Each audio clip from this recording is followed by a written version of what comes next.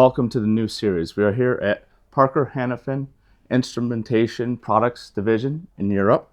I would like to thank you so much for allowing the IAOB and SMMT YouTube to film here. And I know our viewers really get a lot of great learning out of the YouTube channels and the little short videos we're able to. No, it's been a pleasure to have you here. Yes, yes. So can you introduce your company a little bit about what you guys do? And yeah, I mean, Parker Hannifin, from this location, we are a manufacturer of valves and fittings that primarily go into the oil and gas industry, the semi-conductor industry, power generation industry, and also more lately going into the alternate fuels, the cleaner fuels, the hydrogen opportunities, where activities are very busy on that at the moment. Yeah, I bet. So staying busy, it sounds like. Yeah.